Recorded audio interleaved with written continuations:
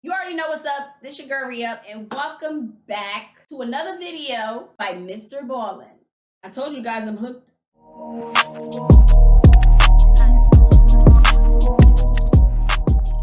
Now, the video that I'm going to watch today, top 3 stories that sound fake but are 100% real. I know this is going to be epic. So without further ado, let's get right into this video. Today's top story is so wildly improbable that if there wasn't footage, nobody would believe it happened. Luckily, I've included the footage. But before we get into today's stories, if you're a fan of the strange, dark, and mysterious delivered in story format, then you come to the right channel because that's all we do, and we upload 3 or 4 times every week. So if that's of interest to you, please sneak into the like button's house and steal all of their sweatpants strings. Also, please subscribe to our channel and turn on all notifications so you don't miss any of our weekly uploads. All right, let's get into today's stories.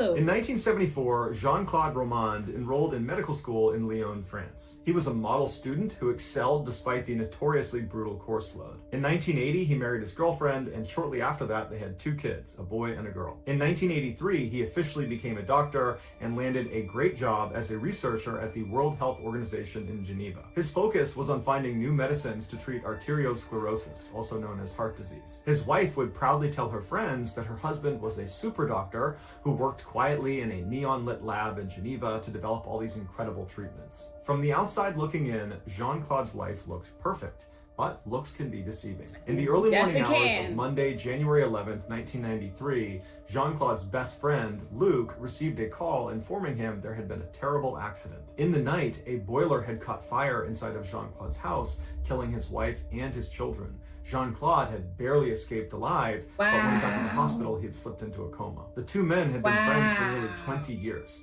They were both doctors, they had both gotten married at almost the exact same time, their kids had grown up together, and now Jean-Claude's family had been completely destroyed. Later that day, when Luc arrived at the hospital to see his friend, he was met with 2 policemen standing outside of his room, barring anyone from going inside. And when they realized Luc was his best friend, the policeman said, "Hey, can we actually pull you aside and talk to you about Jean-Claude?" And so Luc was confused, but he walked over and sat at a table with the 2 officers, and they proceeded to tell him that the fire that had killed Jean-Claude's family had not been an accident, and Jean-Claude was not a doctor. Jean-Claude had enrolled in medical school in Lyon back in the 1970s, but he failed to show up for his first-year exam, and without passing that exam, you can't advance in medical school, and so the school allowed him to retake the year.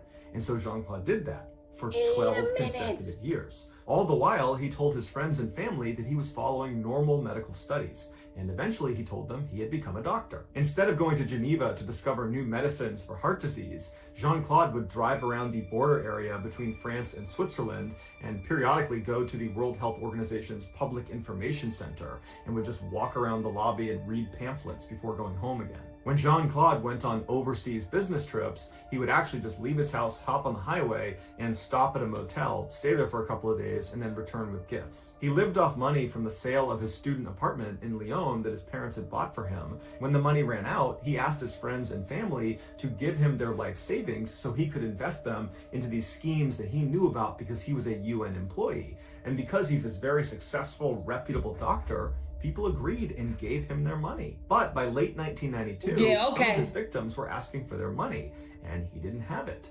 And so some of these people began doing some research on Jean-Claude, and they found his name was not listed on the World Health Organization's staff list. By January of 1993, Jean-Claude knew it was only a matter of time before he was exposed. And to this point, he has been living this lie for almost 20 years. His wife, his kids, his friends, his parents, everybody, he has told that he's this successful doctor, and that's all about to come crashing down. And the way he handles it is he drives to his parents' house and he kills his parents and their dog, and then drives back to his house and kills his family, takes sleeping pills, and then lights the house on fire. But firefighters were able to get to him and pull him out before he could take his own life. And so after he regained his strength, he was taken into custody and he made a confession. He was convicted of murder in 1996 and given a life sentence.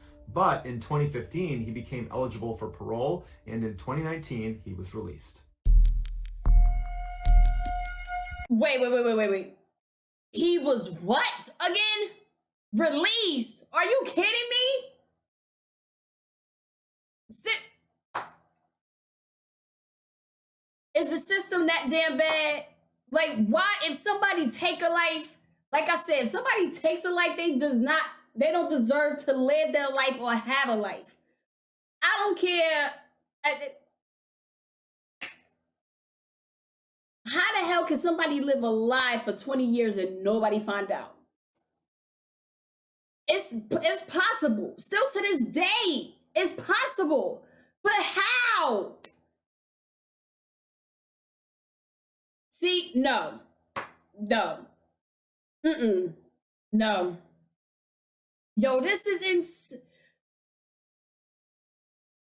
you know what? On September 6, 2006, 51-year-old Susan Kuhnhausen was returning from her job as an emergency room nurse in Portland, Oregon. On the way, she stopped at a hair salon to get her hair dyed. While she waited her turn, she picked up a magazine and a particular quote stood out to her. It said, "I will not live an unlived life. I will not live in fear." At the time, Susan was fighting with her husband, Mike. They had been married for nearly 18 years, and their marriage had become toxic. And Susan had finally gotten the courage up to tell Mike she wanted a divorce. And Mike did not want a divorce. And so they had these bitter, awful fights, and Susan was just looking for things to latch onto, and this type of quote gave her motivation to follow through with this very difficult decision. About an hour later, with her hair now a slightly different color brown, she hopped back in her car and drove the last couple of miles home to her quiet little neighborhood. She pulled into the driveway of her one-story Cape Cod home with their gray picket fence around it. She went in the back door into their mudroom, and right away she saw a note next to the microwave that her husband had left, because at this time they were still living together.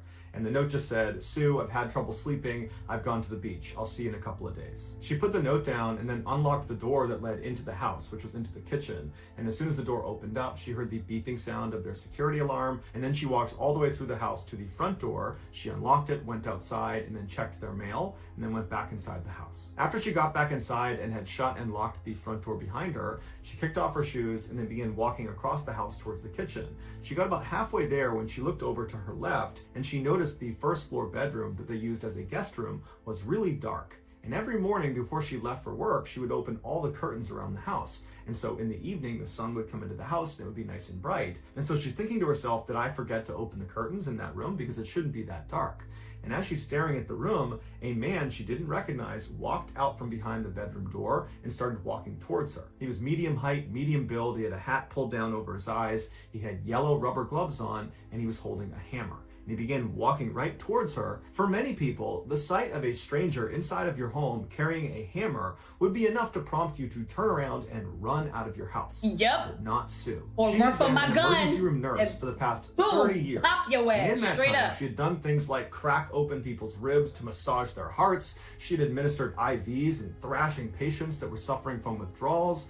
And she and the other nurses she worked with trained regularly in self-defense, because you just never knew what was going to happen in the ER. You needed to be ready to slip chokeholds and defend yourself. And so here Sue was, staring down this intruder in her house with 30 years of preparation for this moment. And so Sue ran at this guy faster than he was coming at her, and it caught him off guard. She figured if she could just get up close to him, the power of the hammer strikes would be less. And so she rams into him, and she's about 5'5" and significantly outweighed him. He's about 5'9", maybe 200 pounds. And so she rams him into the wall. He hits her in the head once with the hammer, but it wasn't enough to subdue her or even knock her down. She that barely felt it. adrenaline, And so she's holding on to him, and she's adrenaline. screaming at him, "Who are you? What do you want?" Because there was a part of her that thought, this is a burglary. I'll just give you what you want. But the guy didn't say anything. And so Susan grabbed him and pushed even harder against the wall.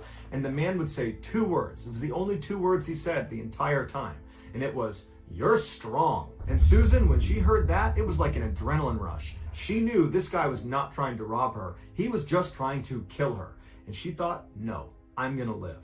And she managed to wrestle the hammer away from him while pinning him against the wall, and then smashed him in the head 3 times with this hammer before he managed to get it back. But when he reached for the hammer, she grabbed his throat and began choking the lights That's out. right, The girl. man immediately That's went for his right. throat to get her hand off of him, so he was not trying to attack her. And Susan realized that she had him on the defensive, and she grabbed tighter and tighter around his throat. That's She moved her right. other hand That's up right. and That's how really you started do it. crushing his windpipe. And then she screamed at him, "I'll call an ambulance if you tell me who sent you."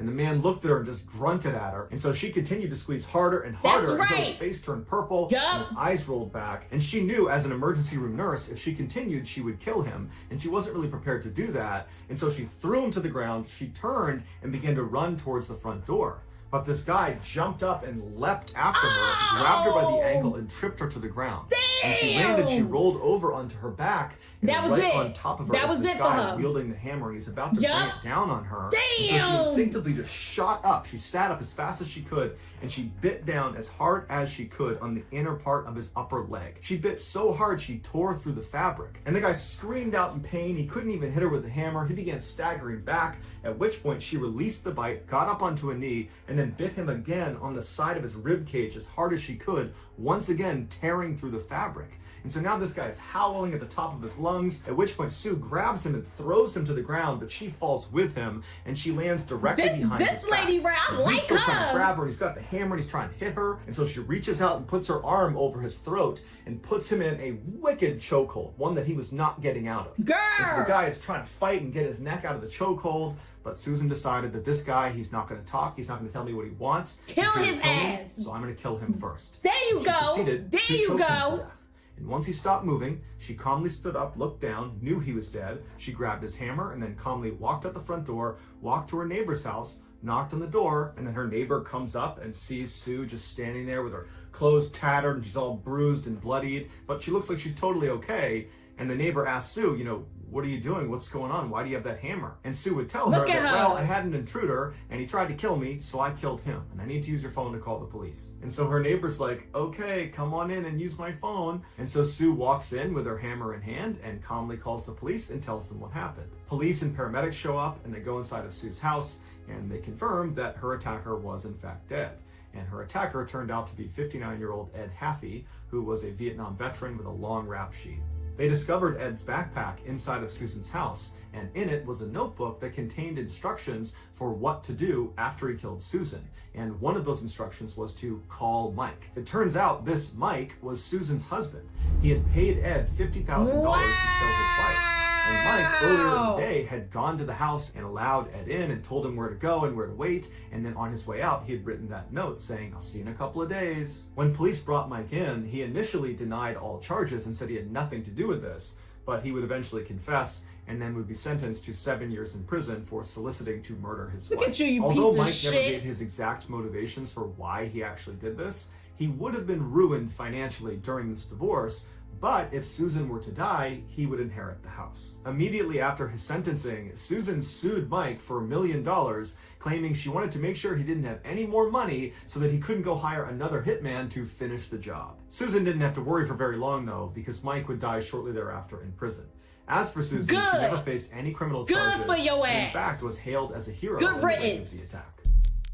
Oh my God! Oh my God! I gotta clap for her. Oh my God! I'm not calling you a bitch in an offensive way, but bitch, girl, you are a fucking soldier for that. I'm telling you, yo. I never ever heard a story like that before. Like, you see it in the movies, but you don't actually think that is capable of happening in real life. Like, she really went to town on this motherfucker, yo. Yo. I commend her. Kudos to her, man. She was not going down without a fight, yo. Oh my God, that's amazing. God bless that woman. God bless that woman, yo. And good riddance Richard Russell, better to that known piece as of shit Tebow by his motherfucker friends that's and dead. family, Bye. was born in 1989 in Key West, Florida, but at the age of 7, he moved to Wasilla, Alaska. He was a standout athlete at Wasilla High School, competing in football and in track and field. After graduating in 2008, he moved to Coos Bay, Oregon, where he briefly attended a community college. While he was there, he met a woman named Hannah Strassner, and in 2011, they got married. And shortly after that, they opened a bakery that they would run together for 3 years. Hannah, who had gone to culinary school, was very detail-oriented and ran the show at the bakery. Bebo, on the other hand, was not professionally trained and was much more laid back and interested in experimenting with new and wild recipes. In 2015, with heavy hearts, they decided to sell the bakery so they could move to Seattle and be closer to Hannah's family. Once they arrived there, Bebo got a job at the SeaTac airport as a ground service agent for Horizons Airline. It was not a job he necessarily wanted, but they needed the cash. After working at Horizons Air for 4 years as a ramper, someone that moves the luggage in and out of the aircraft, Bebo was given some additional responsibility. They asked him to be on a 2-person tow team. A tow team is in charge of moving airplanes around in between their flights. And so the way this works is one person goes down and drives the actual tow vehicle and hooks that up to the airplane and begins moving it around, and the other person would go up into the cockpit, turn the plane on, and then work a couple of very basic systems to help get the plane to go where it needs to go. The members of a tow team are one of the very few number of people that are allowed to go into the cockpit of an aircraft by themselves. And so Bebo really relished this opportunity, and when he was up there, he found himself fascinated with all the controls, and any chance he got, he would ask a pilot if they were inside of the aircraft to teach him what some of these controls were. But one time, Bebo was flipping some of the switches in the cockpit that he was not supposed to touch, that other pilots had told him about, and the pilot of this particular plane caught him doing it, took exception to it, and reported him. But surprisingly, there were no repercussions. It was just really embarrassing for Bebo. Like many of the other ground service agents working at Horizon Air, This is the reason why a lot of people don't report stuff when they see something happening, because nobody does anything about it. You know what I'm saying? Like, what's the point of having these policies at these jobs, these rules, these policies and everything, if nobody, take them serious? You know what I'm saying? Like, y'all gotta do better. Come on.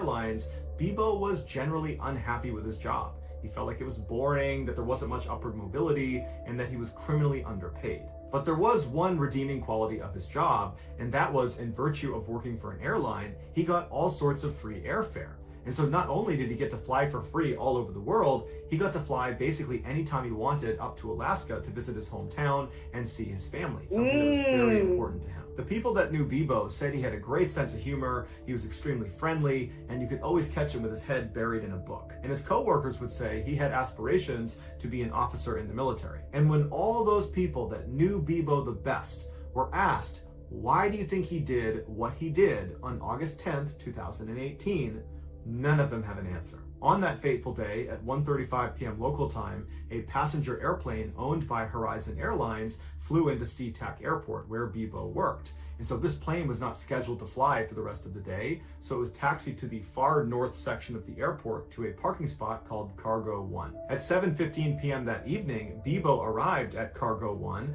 and he climbed inside the empty aircraft and made his way into the cockpit. He followed the startup procedure until the plane was on and the propellers were starting to turn. He hopped out of the plane, got in his tow vehicle, and used it to turn the plane around so its nose was pointed towards the airfield. He moved the tow vehicle out of the way, and then climbed back inside the aircraft, shut it behind him, and got in the cockpit and began taxiing out towards the runway. For the next few minutes, air traffic control bombarded Bebo over the radio, asking him, "What are you doing? This is unauthorized movement. You should not be heading towards the runway right now." But Bebo never responded. Instead, he just continued on until he reached the beginning of the runway, at which point, despite having no flight experience, minus some video games and fiddling with some switches in the cockpit while he was in the tow team, he managed to go full throttle and get this plane careening down the runway and successfully took off. But that was nothing compared to what he did next. Over the course of his 1-hour-long flight, he expertly performed backflips and barrel rolls and these huge loops in the sky, dangerous maneuvers that even expert pilots might risk stalling the plane and crashing. But he didn't. It was like he'd been doing this his whole life. Onlookers on the ground were shocked to see this passenger airline performing these ridiculous stunts so low to the ground that all over Seattle, you had people filming this plane and posting it to social media. So in real time, it was like the world was made aware of Bebo up in the sky. And so people went outside and just watched as he flew around. But the real story is not the aerial stunts that Bebo was pulling in the sky. It was the strange, calm conversation that Bebo had with the air traffic controller the whole time he was up in the sky. Is he the gonna play extremely it? professional, very calm air traffic controller tries to convince Bebo that he really needs to come down and land this aircraft. And he begins telling him where he can go, different airfields, and if he needs to, he can land out in the Puget Sound. But Bebo kind of laughs it off and says, you know, I wasn't really ever trying to land this plane.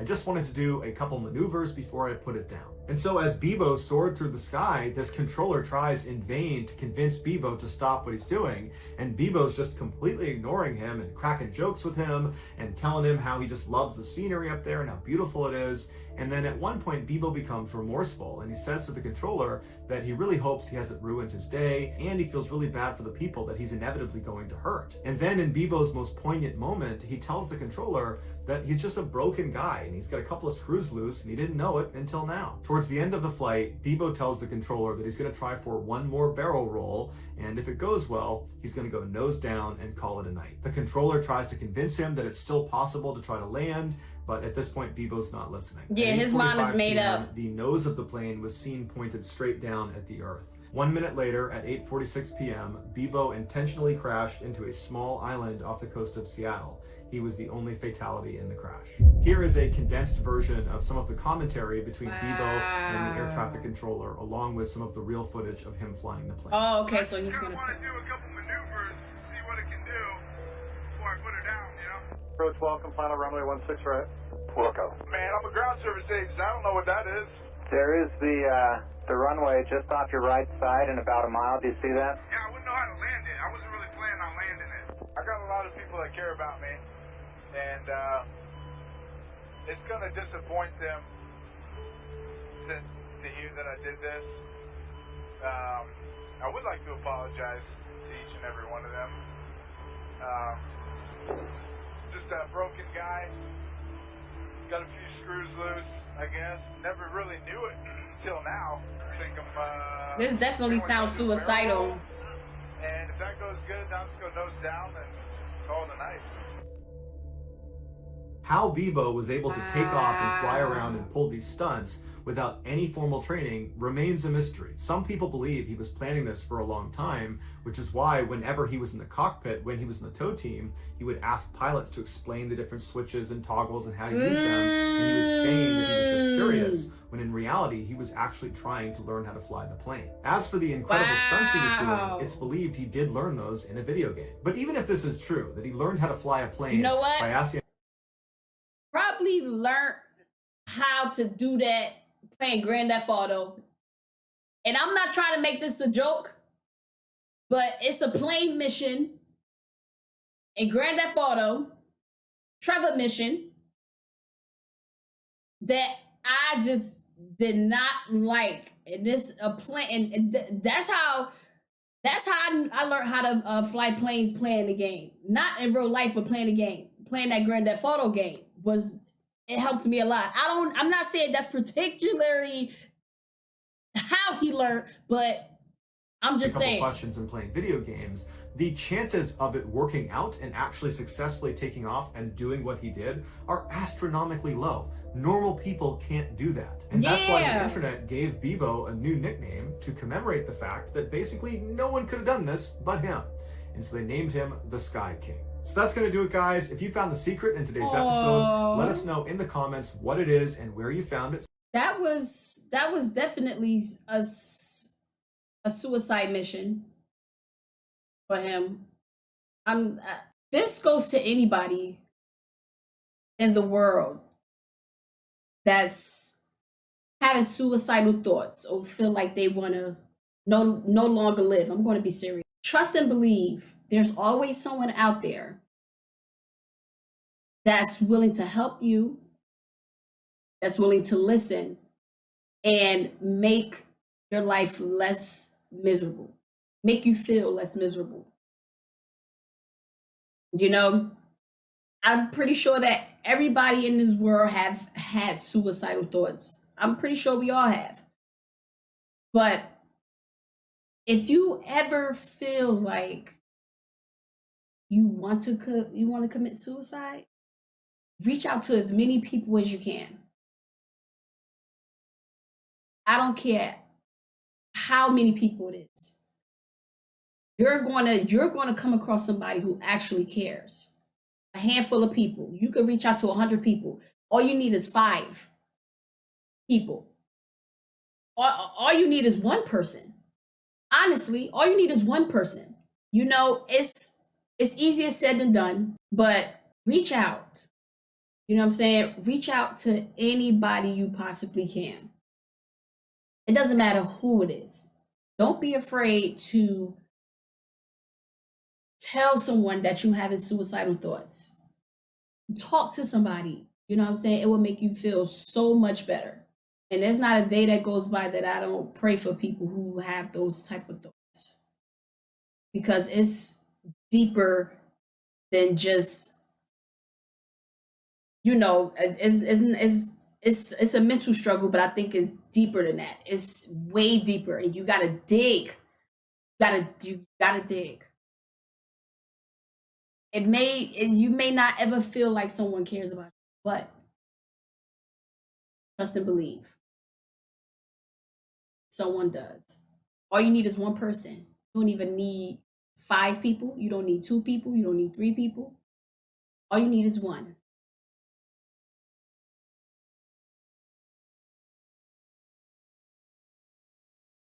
That's all I'm gonna say.